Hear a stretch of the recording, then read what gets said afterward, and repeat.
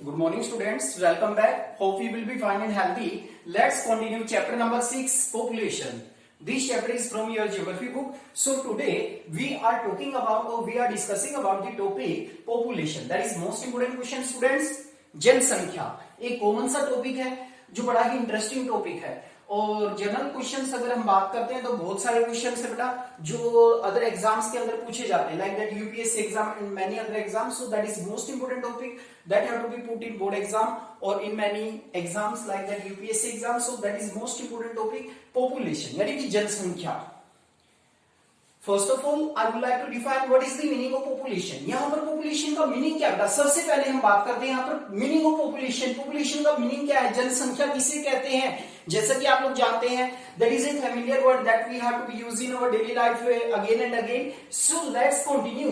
What is the meaning of population. The first content is population, the number of people living in a particular region और an area और a country that is called population. यानी कि लोगों की संख्या जो एक particular reason में रहती है बेटा एक पर्टिकुलर कंट्री में रहती है that is called population. Like that India's population. यहाँ पर इंडिया की जो बाउंड्री कंप्लीट रूप से अगर हम बात करें इंडिया के अंदर जितने भी लोग रहते हैं वो किसकी पॉपुलेशन है, इंडिया की पॉपुलेशन है. As you know that population is an important component that have to be play an important role.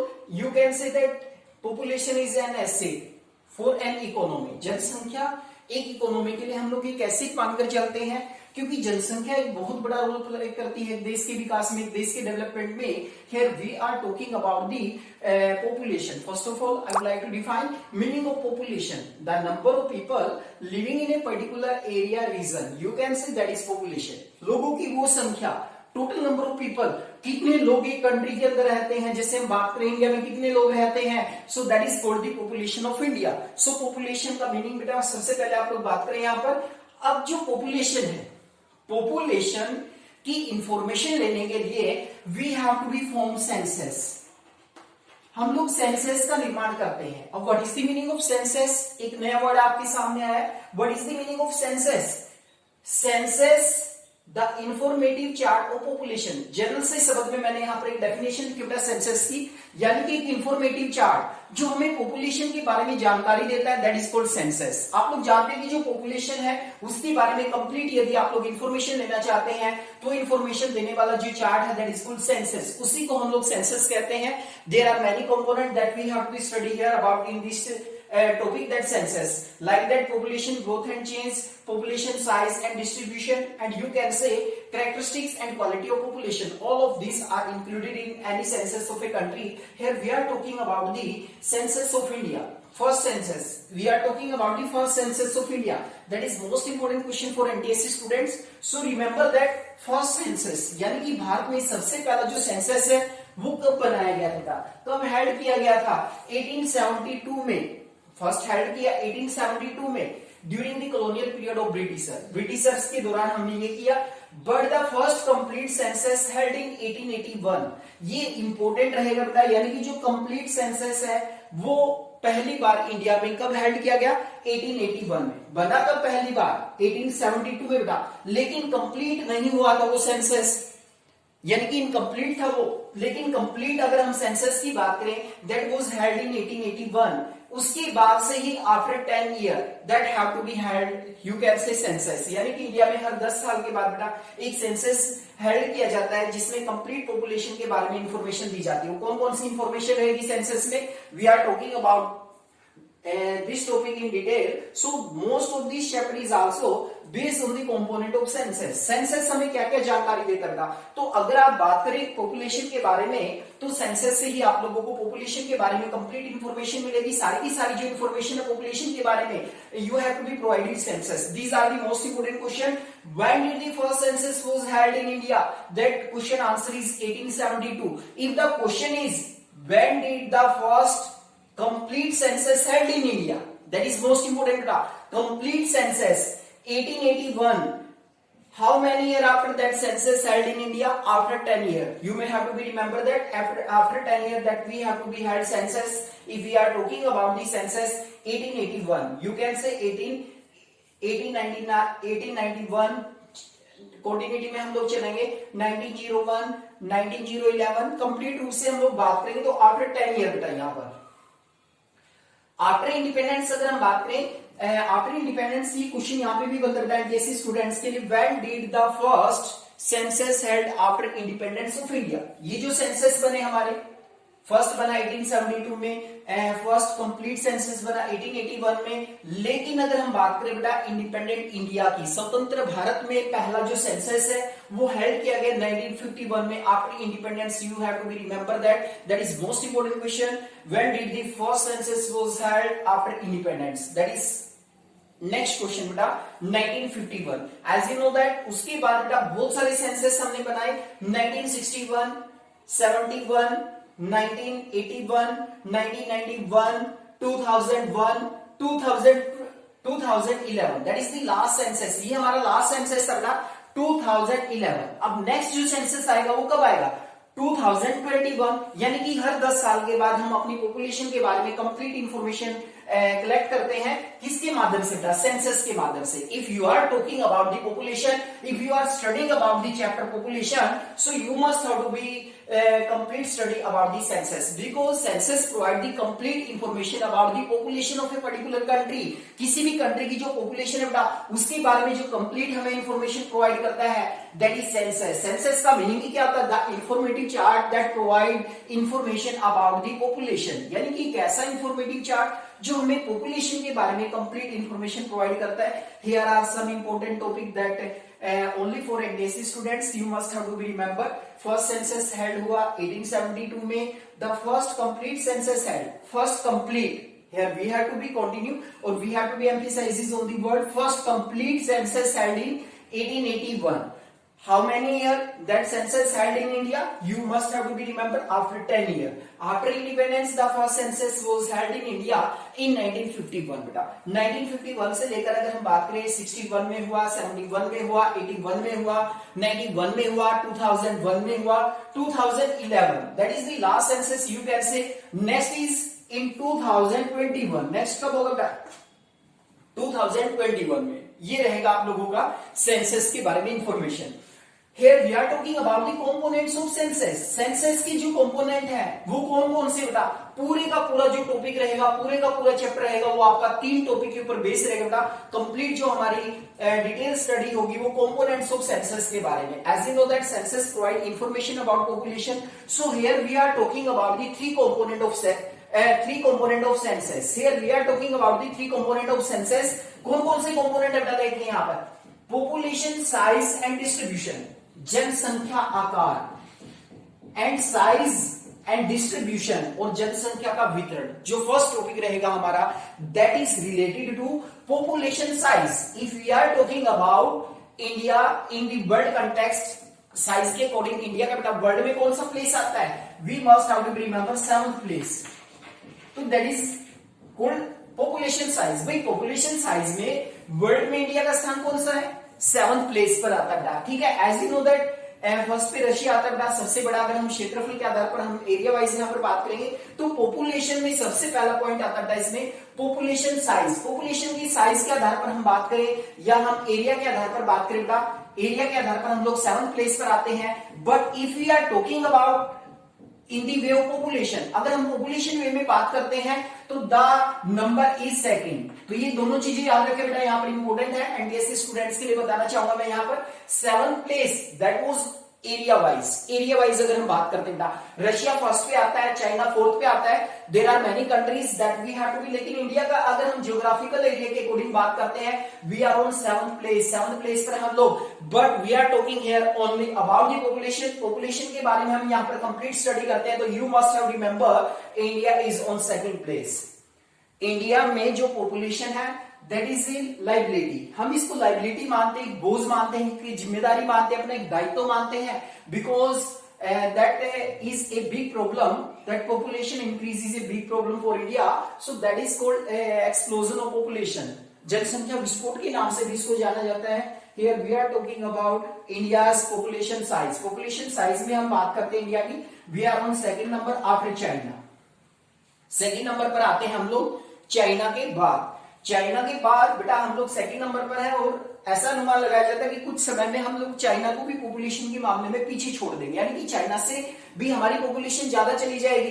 तो एक पॉपुलेशन का बढ़ना एक कंट्री के लिए काफी प्रॉब्लम क्रिएट करता है, बट हमारे इकोनॉमिस्ट तो ये कहते हैं कि population is also an asset. तो बनेगी ऐसे जब हम उसको अच्छी क्वालिटी एजुकेशन प्रोवाइड करेंगे, अच्छा हेल्थ केयर करेंगे, हेल्थ केयर करने के साथ साथ यदि हम लोग अच्छी ट्रेनिंग प्रोवाइड करेंगे, then a population become an asset but other than liability. As you know that population में याद रखिएगा, साइज में मैंने यहाँ पर वर्ल्ड कंटेक्स्ट में बात की, इंडिया का पॉपुलेशन में सेकंड नंबर आता है आफ्टर चाइना, चाइना का फर्स्ट आता है। That have to be predicted that India was in first number in next some year. कुछ सालों में इंडिया पहले नंबर पर आने वाला बेटा, चाइना को पीछे छोड़ने वाला पॉपुलेशन के मामले में। तो यहाँ पर पॉपुलेशन साइज, अब मैं स्टेट वाइज बात करूं, भाई सबसे ज्यादा पॉपुलेशन वाला स्टेट कौन सा है? You must have to be remember UP, Uttar Pradesh. Uttar Pradesh में हम पॉपुलेशन साइज की बात करें, पॉपुलेशन डिस्ट्रीब्यूशन की बात करें बेटा, सबसे ज्यादा यूपी के अंदर है। You must have to be remember, distribution की बात करते हैं, you must have to be remember northern plain, Haryana, Punjab, UP, Bihar, some part of Rajasthan. You must have to remember that here is the distribution large in population. Population का जो distribution है बेटा, हम लोग नॉर्थन प्लेन की बात करते हैं तो ज्यादातर पॉपुलेशन हमारी नॉर्थन प्लेन में रहती है, ठीक है ना। लेकिन हिली एरिया में आप लोग चले जाते हैं, प्लेट्यू एरिया में आप लोग चले जाते हैं, हिली एरिया में आप लोग चले जाते हैं, तो यहाँ पर जो डिस्ट्रीब्यूशन है पॉपुलेशन का वो कम रहता था। हिली एरिया, यहाँ पर अगर हम माउंटेन्स की बात करते था, प्लेट्यू एरिया की हम लोग बात करते तो यहाँ पर पॉपुलेशन का डिस्ट्रीब्यूशन कम होता है। Like that some you can say Jammu Kashmir, Himachal Pradesh, there is a less distribution of population, so that we have to be talking about the population size।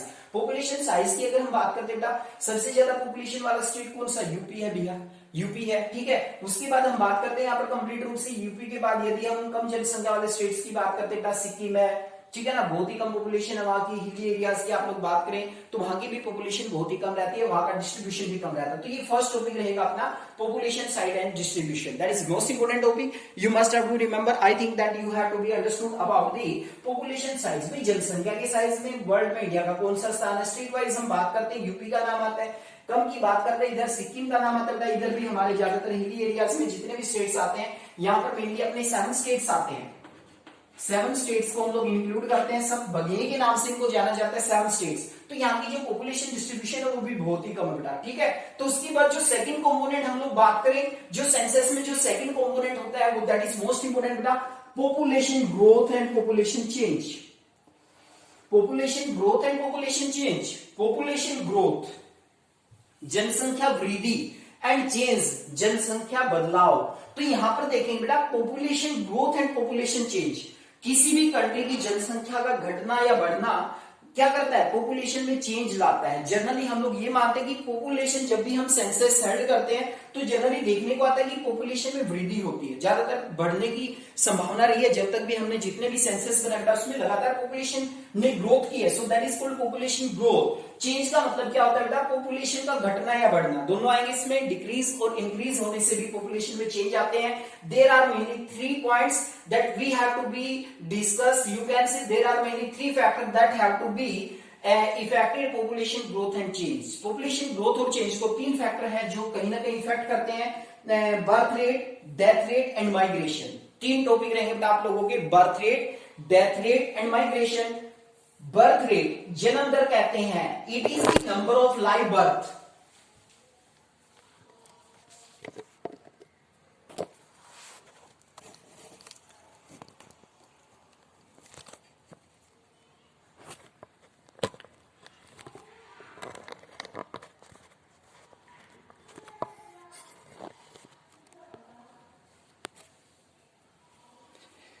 तो यहां पर देखिए बेटा, इसमें बर्थ रेट में, बर्थ रेट बोलते हैं जन्म दर को। आप लोग जानते हैं it is the number of live birth per 1000 person in a year, यानी कि नंबर ऑफ लाइव बर्थ, यानी कि जो व्यक्ति जीवित रहते हैं 1000 जो जन्म लेते हैं व्यक्ति, उनमें जीवित रहने वालों की जो संख्या होती है उसको हम लोग बोलते हैं बर्थ रेट। आप लोग जानते हैं कि ज्यादातर जो बर्थ रेट है, बर्थ रेट ज्यादा होता है डेथ रेट की तुलना में, ठीक है ना। इंडिया में पॉपुलेशन ग्रोथ होने का रीजन क्या था? High birth rate. हमारे यहाँ पर बर्थ रेट ज्यादा है, डेथ रेट कम है, ठीक है ना। तो बर्थ रेट का मीनिंग क्या होता है? It is the number of live birth per 1000 person in a year. You must have to remember birth rate, जन्म दर कहते हैं इसका, यानी कि 1000 जो व्यक्ति जन्म लेते हैं, 1000 जो बच्चे जन्म लेते हैं उस पर जीवित रहने वालों की जो संख्या है that is called birth rate. The second component of population growth and change is death rate, मृत्यु दर। It is the number of death per 1000 person in a year, यानी कि मरने वालों की संख्या, 1000 व्यक्ति हैं तो उन पर मरने वालों की जो संख्या है that is called death rate, ठीक है ना, एक साल के दौरान, तो उसको हम लोग बोलते हैं मृत्यु दर। आप लोग जानते हैं डेथ रेट और बर्थ रेट से भी पॉपुलेशन इफेक्ट होती है। डेथ रेट ज्यादा होगा तो पॉपुलेशन कम होगी, डेथ रेट कम होगा तो पॉपुलेशन इंक्रीज करेगी। And the third component is migration, Hindi में इसको कहते हैं हम लोग प्रवास।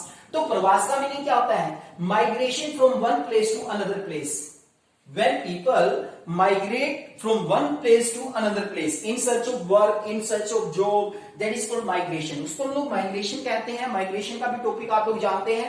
There are mainly two types of migration. Third component है फर्स्ट है birth rate, second death rate, third है माइग्रेशन। माइग्रेशन दो तरह के होते हैं, एक इंटरनल माइग्रेशन होता है, the migration that have to be within the country, यानी कि जब हम माइग्रेट करते हैं देश के किसी भी पार्ट में, हम इंडिया में रहते हैं, आप लोग यूपी में रहते हैं तो यूपी से आप लोग मान लीजिए कि आप हरियाणा में चले गए, पंजाब में चले गए, हिमाचल में चले गए, जम्मू कश्मीर में चले गए, ये जो माइग्रेशन है that is called internal migration, यानी कि देश के अंदर माइग्रेशन करना, एक स्थान से दूसरे स्थान पर चले जाना, that is called internal migration. If we are talking about the external migration, when Indian people come to went to another country, that is called external migration. When we have to be migrated from our country to other country, this type of migration is called external migration. बाहरी प्रवास कहते हैं इसको हम लोग, जब अपने देश को छोड़कर हम लोग दूसरे देश में चले जाते हैं, that is called external migration. इसको हम लोग external migration कहते हैं। that is the types of migration, two types है, इंटरनल देश के अंदर ही जब हम माइग्रेट करते हैं, this migration one village to another village, one state to another state, this type of migration is called internal migration. External में one country to another country, that is most important students, you must have to be remember the three component of population growth and change. This question have to be put in board exam many time. This question कैसे पूछते था? What are the causes of population growth and change? Population growth और change के causes क्या क्या है? Birth rate, death rate, migration. Birth rate, death rate, migration. Migration के two types है, internal migration, external migration. And the third census की जो third component है बेटा वो है characteristics and quality of population. Third component देखिए यहाँ पर characteristics and quality of population. This is so broad concept, so we have to be talking this concept detail. तो कौन कौन सी विशेषताएं होती है बेटा, कौन कौन सी क्वालिटी होती है पॉपुलेशन के पास? So let's continue the third topic, characteristics and component of population. This is the third component of census. Census का third component है characteristics and quality of population. Here we are talking about first component, age composition. आयु संगठन कहते हैं इसको, आयु संरचना कहते हैं बेटा इसको, एज कंपोजिशन। क्या मीनिंग होता है एज कंपोजिशन का? It refers to the number of people in different age group in a country, यानी कि एक देश के अंदर बेटा जो अलग अलग तरह की एज ग्रुप के लोग रहते हैं, ठीक है, उनके जो नंबर होते हैं उसी को हम लोग बोलते हैं एज कंपोजिशन, ठीक है ना। आयु संरचना या आयु संगठन कहते हैं डिफरेंट एज ग्रुप। हम इंडियन कंटेक्स्ट में यहाँ पर बात करते हैं तो मेनली हमने क्या किया, तीन एज ग्रुप में पूरे देश की पॉपुलेशन को डिवाइड कर दिया। चिल्ड्रन, जो बच्चे होते हैं बेटा, देखिए पॉपुलेशन की क्वालिटी किस पर डिपेंड करती है, जनरल सी बात है, बिल्कुल समझने की बात है। यहाँ पर ध्यान देंगे बेटा आप लोग कि एक कंट्री की जो क्वालिटी है पॉपुलेशन की वो किसके ऊपर डिपेंड करती है बेटा, तो सबसे पहला फैक्टर उसमें एज कंपोजिशन। देखिए एज कंपोजिशन का मतलब क्या होता है भाई, डिफरेंट एज ग्रुप के लोग हैं हमारे देश में, तो हमने क्या किया, तीन कैटेगरी बना दी उनकी। फर्स्ट क्या बेटा, चिल्ड्रन। फर्स्ट में चिल्ड्रन आते हैं बिलो 15 ईयर्स, यानी कि जिनकी एज 15 साल से कम है, वो कौन है, बच्चे, उसको बच्चे में हम इंक्लूड करते हैं। आपने चाइल्ड लेबर का नाम सुना होगा, 14 ईयर, बिलो 14 ईयर, तो 15 साल यानी कि 14 साल तक हम चिल्ड्रन में इंक्लूड रहते हैं। उसके बाद 15 ईयर तक के जो कम होते हैं, हमसे 15 साल से कम होते हैं, उसको चिल्ड्रन की कैटेगरी में हम लोग रखते हैं, ठीक है ना। तो चिल्ड्रन भी क्या है, एक तरह से जितने ज्यादा बच्चे होंगे देश में, कंट्री में, ठीक है ना, एक तरह से वो हमारे ऊपर बोझ होते हैं, ठीक है ना। जो सबसे मेन कंपोनेंट होता है एज कंपोजिशन में, that is working age. Working age का मतलब काम करने वालों की एज।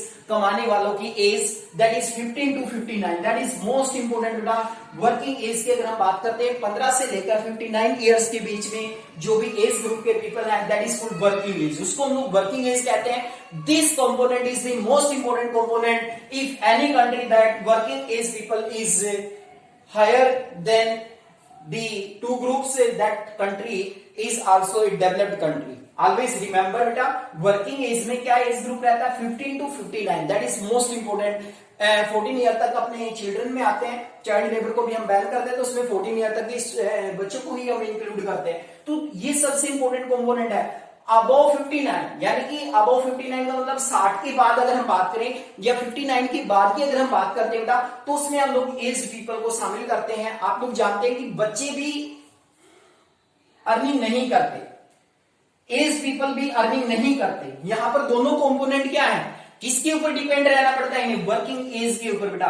तो ये वर्किंग एज इंपॉर्टेंट होती है। जिस कंट्री के अंदर वर्किंग एज ज्यादा है वही कंट्री तरक्की करता है, वही कंट्री अपना विकास करता है, वही कंट्री आगे बढ़ता है बेटा। तो कंप्लीट आप लोग देख सकते हैं यहाँ पर कि जो वर्किंग एज के पीपल है वही एक कंट्री की पॉपुलेशन को क्वालिटी बनाने में या पॉपुलेशन क्वालिटी को डिसाइड करने में या पॉपुलेशन की कैरेक्टरिस्टिक्स को डिसाइड करने में हमारी मदद करते हैं। तो दैट इज एज कंपोजिशन। आपको समझ आया होगा एज कंपोजिशन का मीनिंग यहाँ पर क्या है कि कंट्री में डिफरेंट एज ग्रुप के लोग रहते हैं, ठीक है ना। तो वो एज ग्रुप के अकॉर्डिंग हमने 3 कैटेगरी बनाई यहाँ पर।